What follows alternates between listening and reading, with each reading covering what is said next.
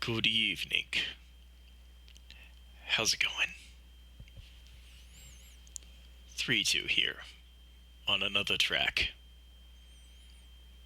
Busting it down. Deathsmiles. Bam. OBS just scared the crap out of me, and I hope that's the most cursed thing that happens tonight. During my runs. Actually, I'm playing this very casually, so I don't know if I would call it a run per se. But what I wanted to do was just kind of play through Deathsmiles 1 and 2, and just kind of show off all the little cutscenes and details and junk, and then we'll be doing one of our score events afterwards, which will be resetting and showing off the first 2 or 3 stages very heavily. I only got to play Deathsmiles 2 fairly recently because they put the collection out on Switch, and I am too lazy and computer illiterate to just play it on MAME. Deathsmiles 2 switches to like 3D modeled characters, and that's a tad more demanding. So, we're just gonna... Beg pardon? Hold on. I think normal. This will give us a bigger picture.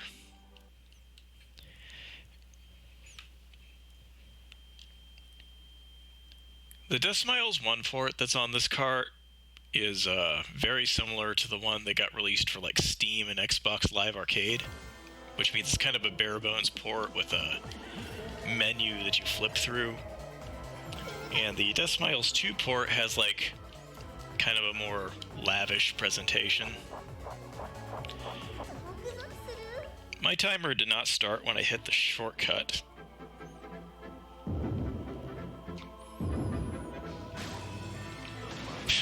God damn it. Oh, my timer isn't up. I guess LiveSplit crashed on me while I was waiting. I'll fix that between. But anyway.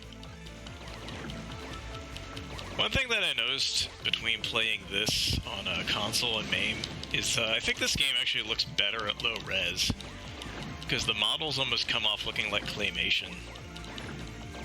And when you see them in higher def, it's like, oh, that is adequate CG.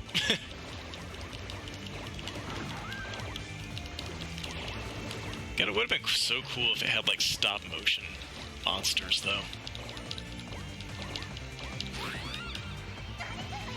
There is no supplemental timer because I am streaming myself. And I'm aware that most of you can't get off without a timer on screen, so I'll fix that in a bit.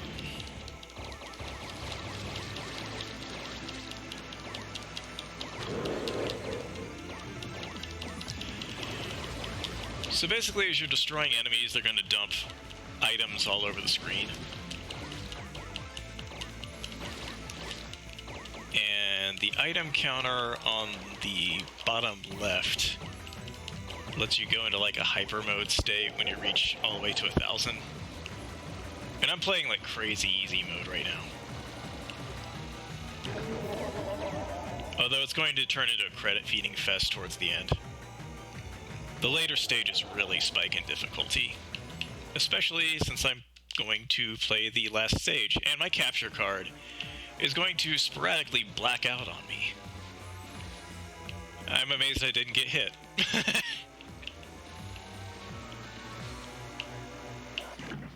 Anyway.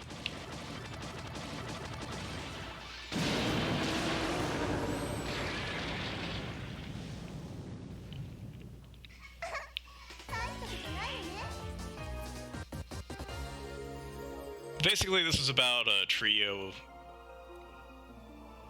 maybe quartet of girls who got isekai'd to a magical world called Gilverado. And the monsters, they're acting up.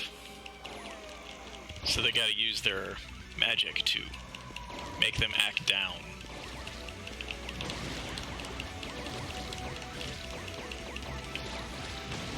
And in the process,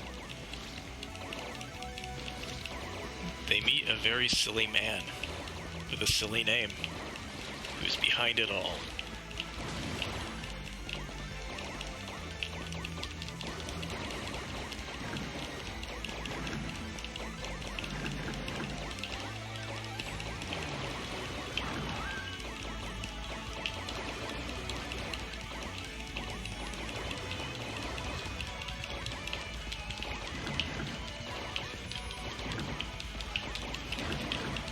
Like, the three girls in this game, they all have basically the same kind of progression. As you can see, now that I've like hit 1,000, every time I kill an enemy, it's gonna drop a giant gold crown. And... okay, took a stupid hit.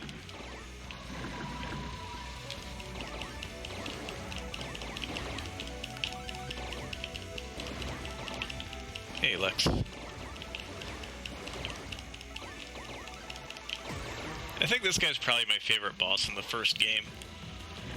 The Buried Baron. I'm playing on easy, you know, for like the sake of getting through everything, okay? But when you play on hard, he gets an extra phase where the skin comes off his face and he's just like a skull with eyeballs. It doesn't really get much harder between phases, it's just he gets kind of freakier.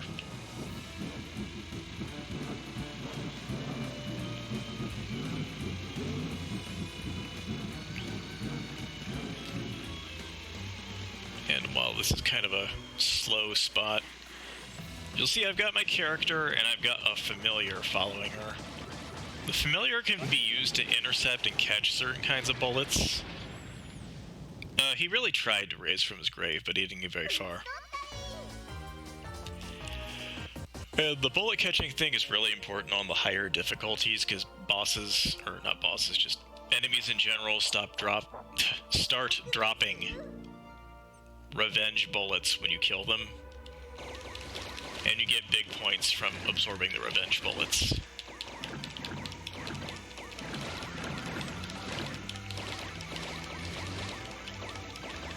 This is a really neat game, and my capture card sometimes lets me see what I'm doing. If I just suddenly like freeze for a second and take a stupid hit, it's probably because my screen went black for a second, because I really need to shop for a new camera card.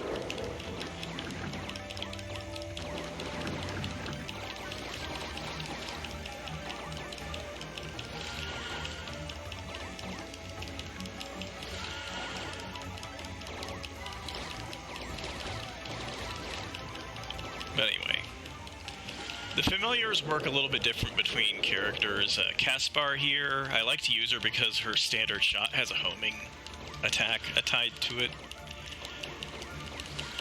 And her familiar moves when you're holding the button to do a focused attack. Like if I move back, see how he like moves forward, and if I go up or down, it moves like the opposite of what direction I go in. So you can position him around and he can block certain kinds of shots. You actually won't be seeing a lot of those in the first game on lower difficulty.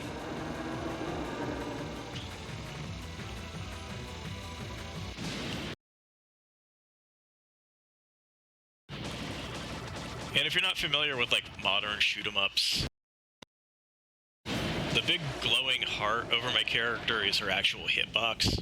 So as long as nothing, you know, touches that tiny little spinning heart, I'm okay.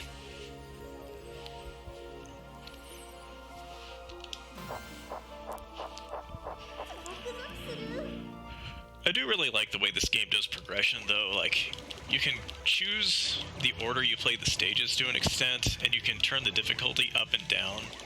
But if you start high, it only lets you, like, go back so much. But it's nice being able to control it a little bit. And you can salvage things a little bit if you decided, like, oh no, I've overestimated my abilities and need to turn this back down.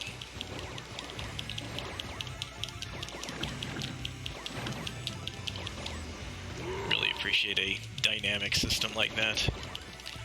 So I mentioned at the beginning, the girls were basically like isekai to this world. And if you watch further on in this stage, you'll actually see a crashed van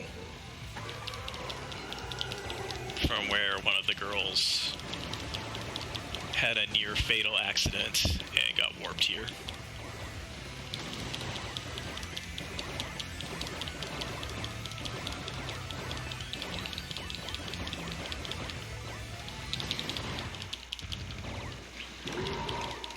Yeah, there you go. There's the minivan. And you can blow it up. I thought it gave you like a bomb when you did that, but I don't think it did. If you ever see a magic book icon, that's the bomb icon.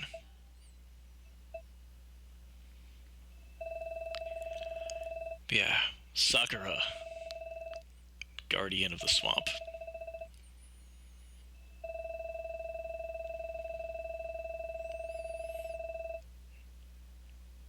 She is also from the real world, and I think the idea is that she's the one that got transported here after the car wreck.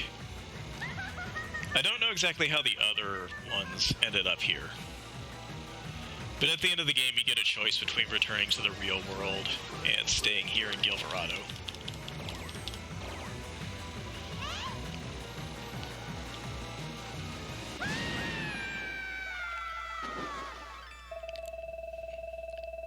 So I'm just going to go ahead, since there's not a lot of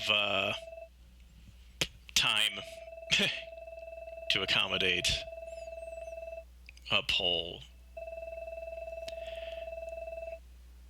Should I go for the power of friendship or the power of petty revenge?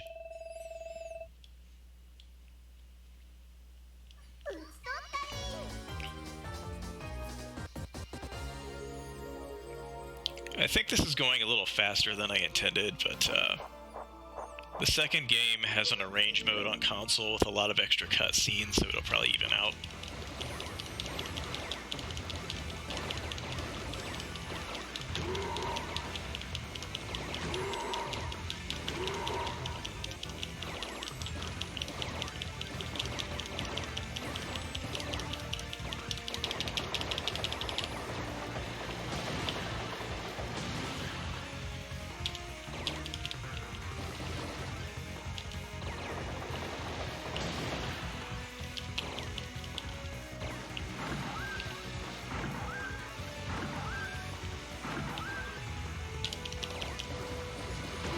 Oh.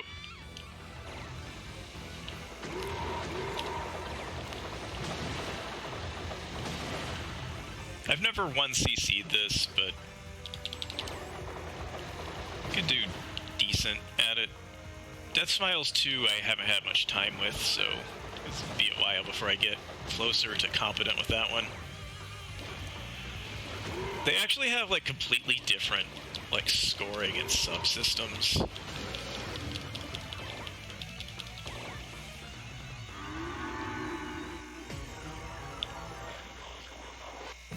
So anyway, here's the second best boss in the game. Marry the giant cow.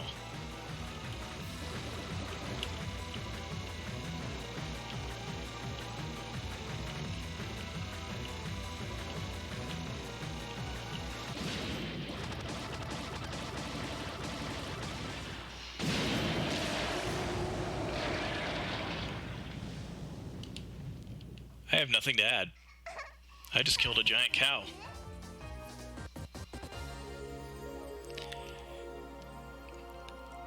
So I'm guessing the consensus is power of friendship. Which is fine, the power of friendship is canonical.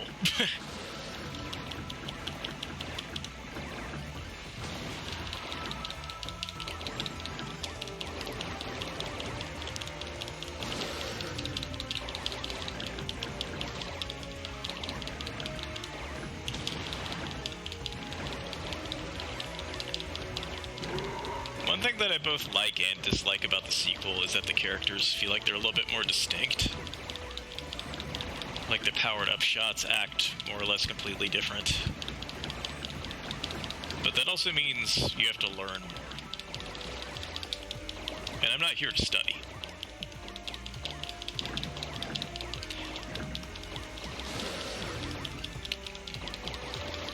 While I'm here yakking about game systems and stuff like that, I forgot to point out the most obvious thing about this game is you can shoot in both directions, and there's a dedicated button for each. And you can do like a lock-on shot that fires in all directions by holding both buttons, which gets really nice when things are a bit hectic. And you also have a bomb. But I keep forgetting I have bombs in this game.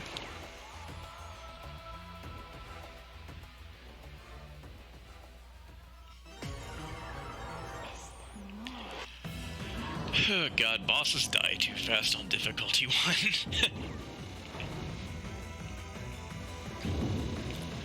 But if I go and hit, like, the second fire button right now, you also go into, like, a hyper mode state if your item counter is maxed out. Using the lock-on will, like, use a bit of it. So it's kind of like a thing you save for and cash in on.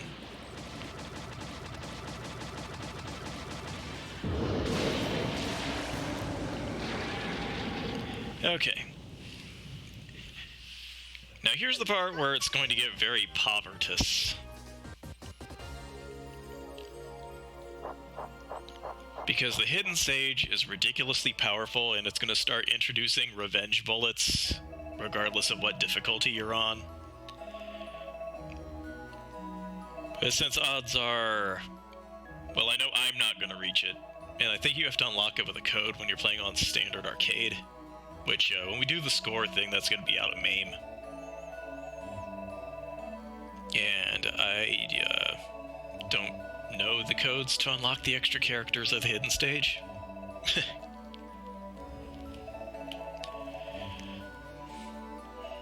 I just want to show it off.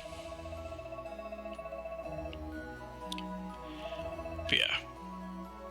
We're learning that Sakura's father is the one responsible for the monsters going crazy, and he may know a way to get us back to the real world.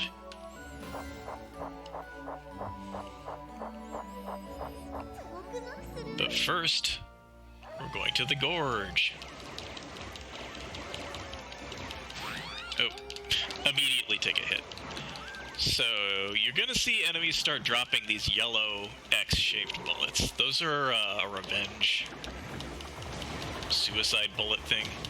I never understood why they call them suicide bullets. Oof. I mean, it's like after you've killed them, so it's... it doesn't feel like an accurate name. Lots of people call it that. I like to call them revenge bullets.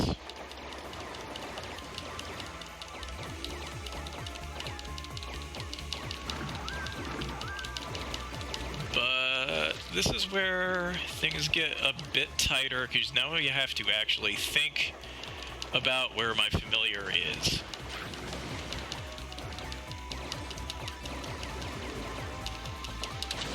Ah, shoot.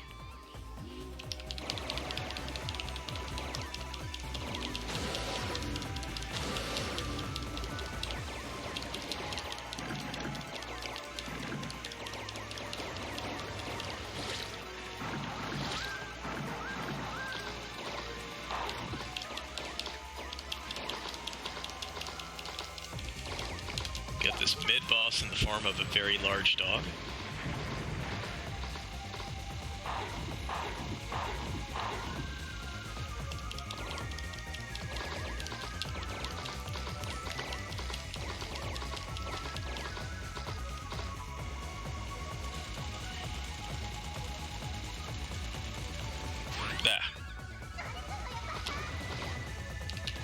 Oh.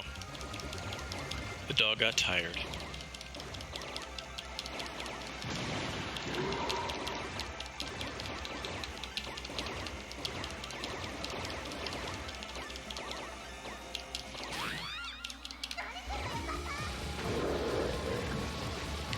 So this is the lock-on shot.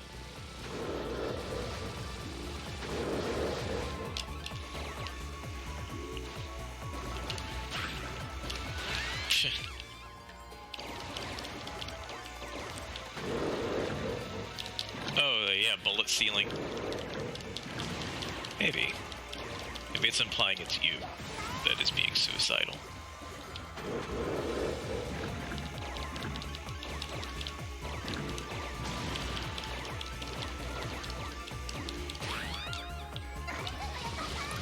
I think that part there would probably be a good spot for the homing shot.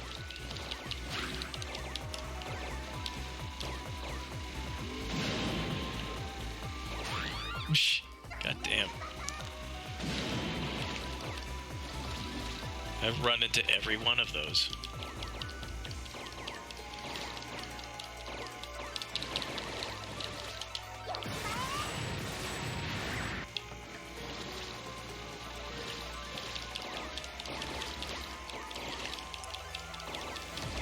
Before I sat down and tried to make a more serious attempt at getting through this, the only thing I could remember about the gorge was spiders.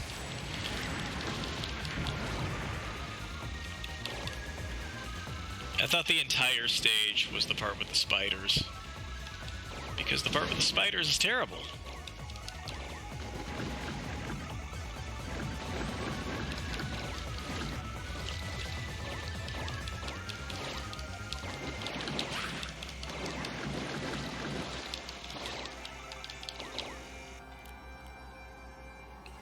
Halob.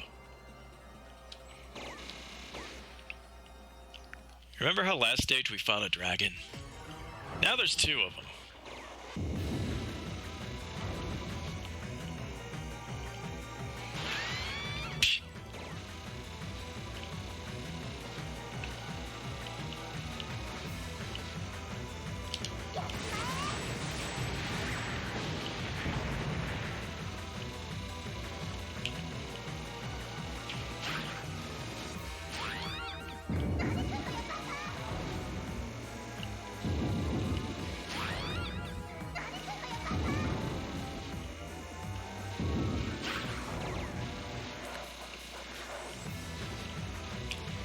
It's one of those typical dual bosses where you don't really need to kill both of them because they share a life bar.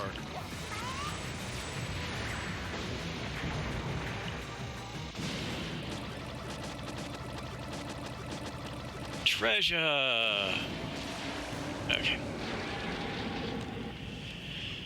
So this has a side effect, like I mentioned. Now you're pretty much stuck at the highest difficulty for the final stage.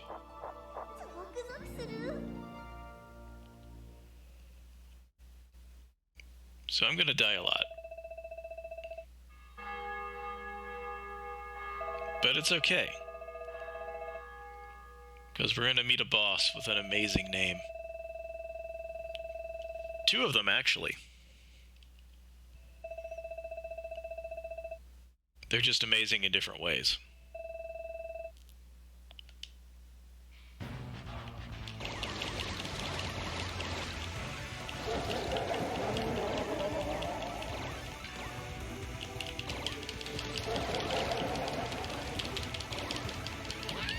No, come on, man.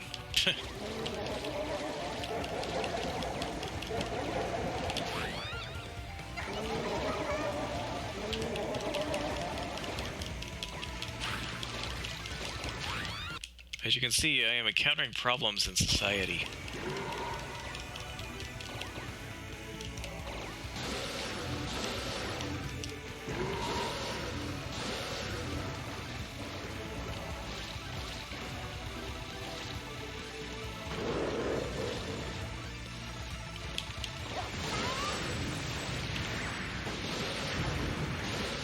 Plus, I keep forgetting what I can and can't fly through.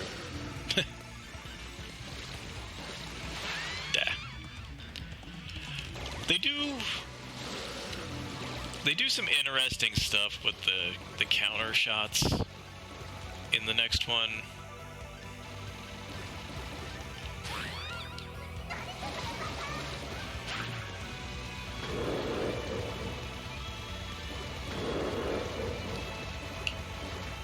about I focus on that when we're playing the second game instead of talking about it now?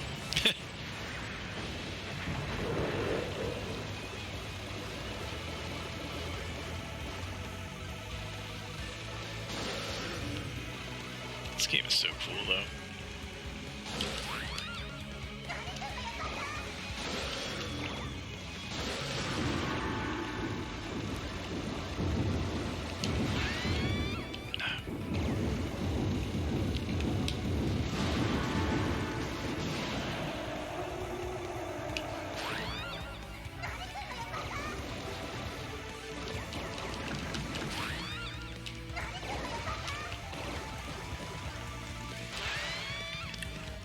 If bullet sealing is a thing in this, you must need to be really close.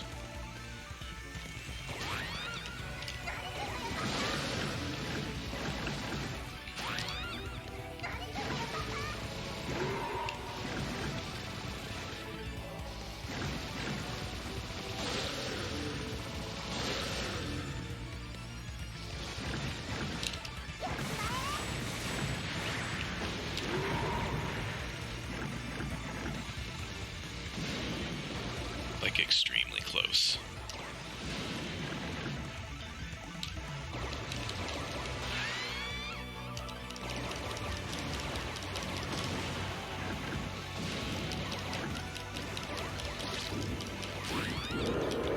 If anyone's getting mixed messages here, I'm not like super good at shmups, but I do like them a lot.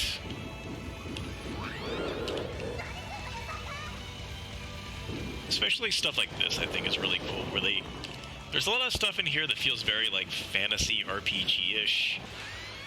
And when they take stuff like that and put it into not an RPG, I think that's really cool.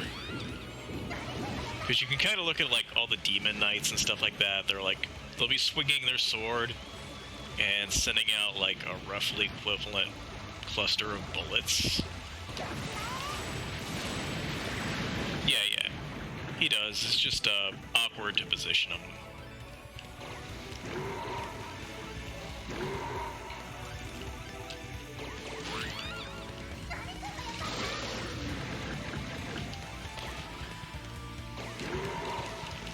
Casper's familiar moves like the opposite of how Wendy's does. Or Wendy. Like, it moves when you're holding the button down for a focused shot.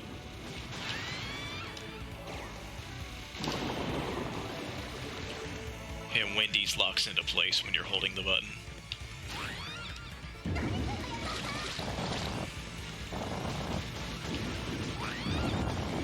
Probably just use Wendy when I'm trying harder settings.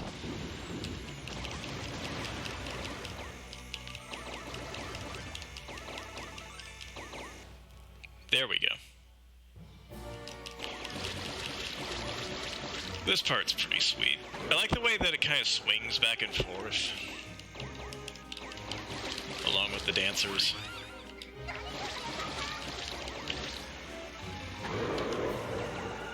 Oh god.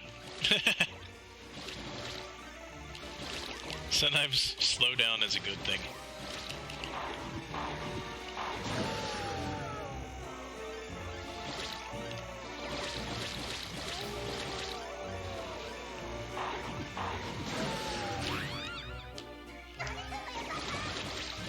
I missed every single crown.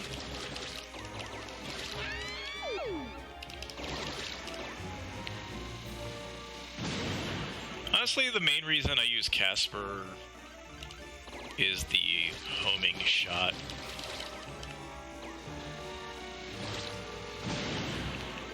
Because I have a really hard time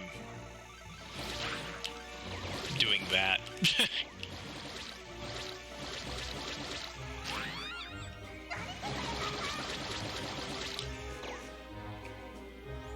These ghost dancers suck. Father, stop this! The monsters you've summoned are attacking the townspeople. And his name is Jitterbug. Jitterbug and his daughter Sakura.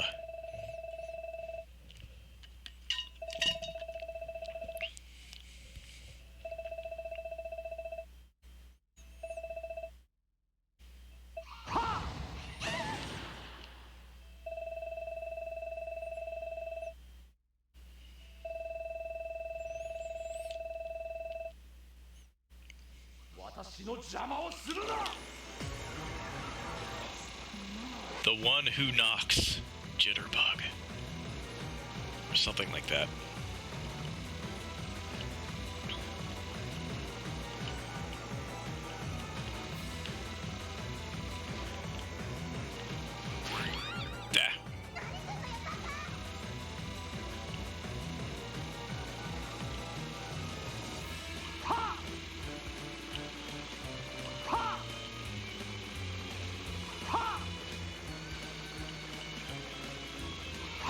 Oh, man.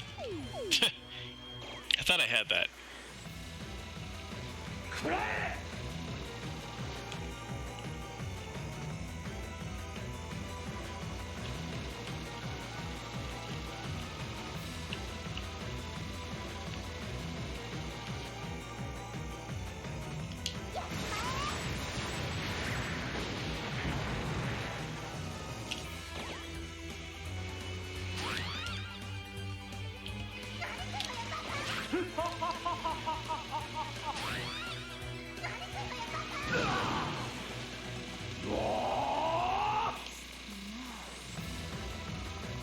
Oh no, he's turning on the Christmas lights.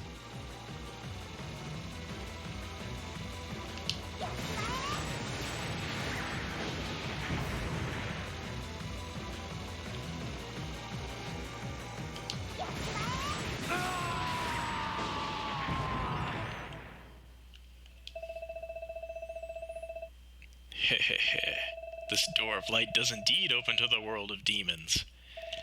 But at the stroke of midnight on All Hallows Eve, it connects back to our world. That's impossible. There's no way we could get home. Soon, yes, very soon. Arg!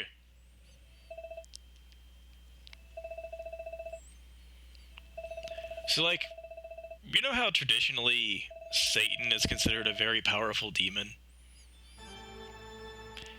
This is Tyranno-Satan, who I guess is probably the devil crossed with a dinosaur. It has no weaknesses.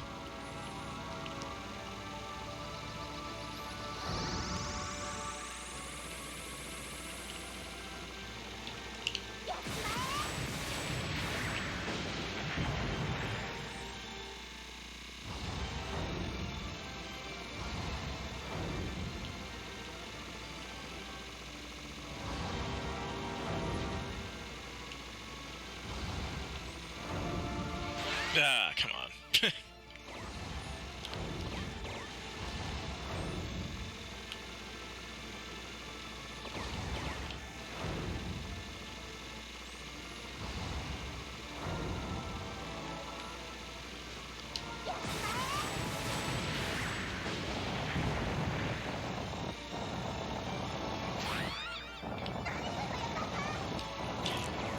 I keep timing my bomb really badly there and, like, just kind of spacing out when he switches to throwing the magic circles out.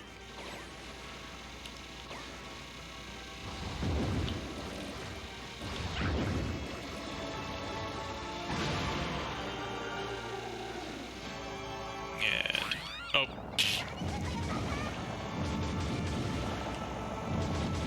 I have a real bad habit of getting too close underneath him like this.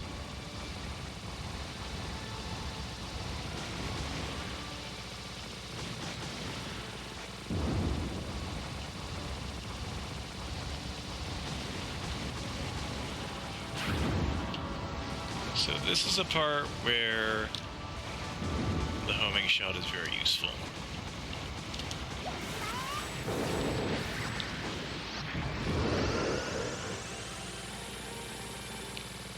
As is panicking and bombing like a spaz.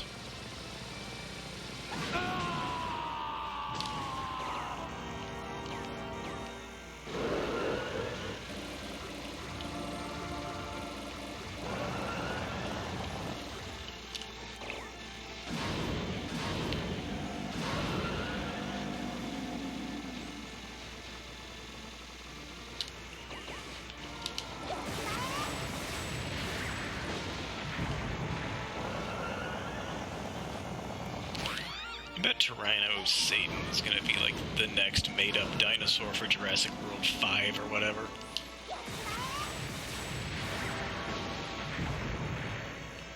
We're almost done.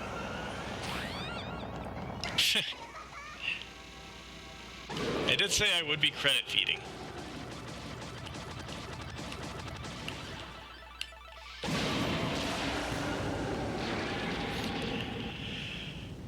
I think it was like Indominus Rex or something like that.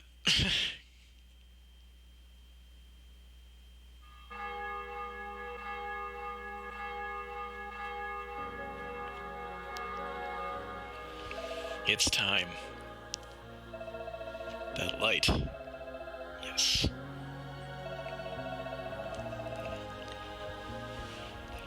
This angry senior citizen poses us with a choice.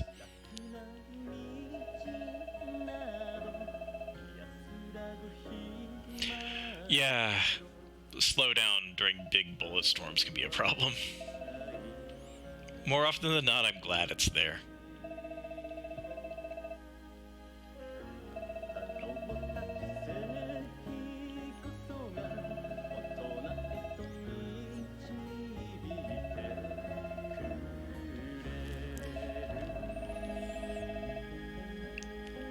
But we gotta pick the power of friendship.